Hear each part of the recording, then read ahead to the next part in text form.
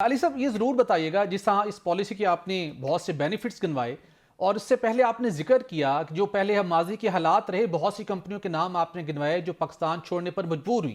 لیکن اسی کانٹیکسٹ کے اندر ریسنٹلی ایک بڑی ڈیولپمنٹ ہوئی، اگرچہ کہ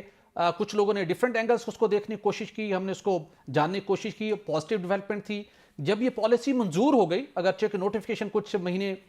تاخیر سے دوچار ہوا تو پاکستان کی ہی ایک کمپنی پاکستان ایکسپلوریشن لمیٹڈ پیل کمپنی نے کوفپیک جو کویت کی بہت بڑی کمپنی ہے اس کے جو پاکستان کے اندر نان آپریٹڈ ایسٹس تھے وہ اس نے خرید لیے اور ایک مختلف میڈیا کے اندر خبریں آئیں کہ وہ ایک خطیر ایک ادائیگی کے بعد وہ خریدے گئے، تو اس کی پس پردہ ہم نے جاننے کی کوشش کی۔ اس کے اندر ریزن یہی تھی کہ جو 35% کی پالیسی آئی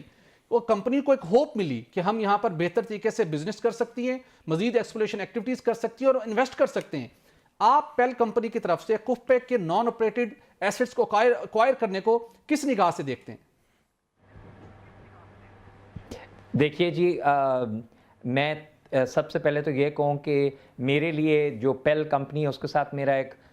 وابستگی ہے، ایک میرا ان کے ساتھ تعلق ہے۔ جنہوں نے اس کمپنی کو جو ان کے فاؤنڈر تھے ظہیر الدین، وہ اس زمانے میں بڑے visionary I would say gentleman تھے۔ میرے لیے تو وہ بہت ہی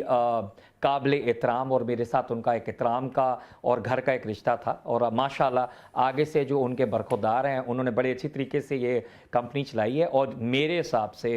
it is a very good acquisition of the assets. KUFPEC کے مجھے اچھی طرح سے پتہ ہے کہ assets were very good assets, non-operated assets, and میرے حساب سے it shows again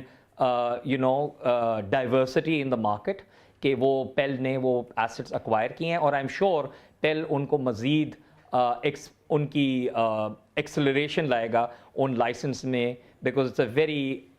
good company that is very very professional, I would say. So I look at it in a very positive way. بالکل ٹھیک۔ اس کے ساتھ جاننا چاہوں گا جو سارا یہ پروسیس ہوا جس کو بہت عرصہ لگا، امپلیمنٹیشن ہمارے ہاں ایک پرابلم ہے انفارچونیٹلی،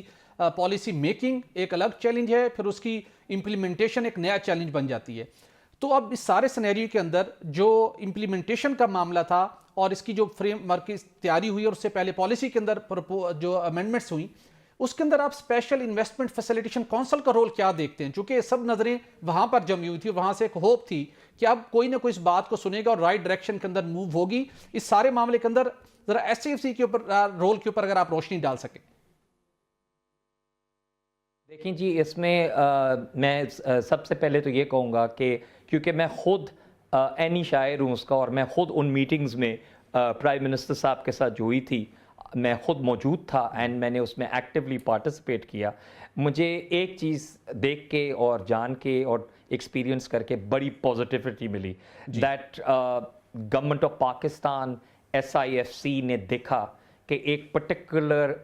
بہت امپورٹنٹ انڈسٹری ہے جس کے اندر مسئلے مسائل گمگیر ہوتے چلے جا رہے ہیں، پرابلمز آر انکریزنگ، اینڈ بڑا ایکٹیو رول اس کے اندر پلے کیا گیا۔ اور میں بڑے آپ کو کینڈڈلی کہوں گا کہ 2 پرٹیکولر انڈیویجولز جس کی وجہ سے یہ پالیسی بن پائی اور اب ایگزیکیوٹ ہو رہی ہے، اس میں کوآرڈینیٹر جو SIFC کے ہیں لیفٹیننٹ جنرل سرفراز، جن کے ساتھ میری نشستیں ہیں،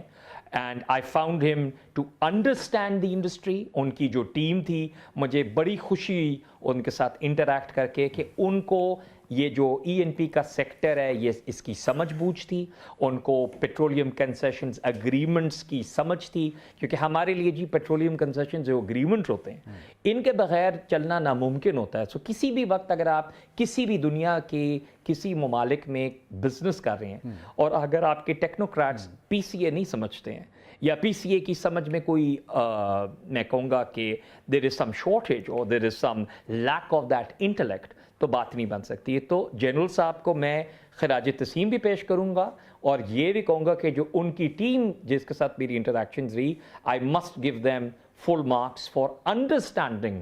this particular matter۔ اور ساتھ ہی ساتھ میں یہ کہوں گا جی کہ مجھے بڑی خوشی ہوئی تھی، اگین بڑی کینڈڈلی میں یہ کہوں گا کہ جب پرائم منسٹر صاحب نے میٹنگ بلائی تو اسحاق ڈار صاحب کو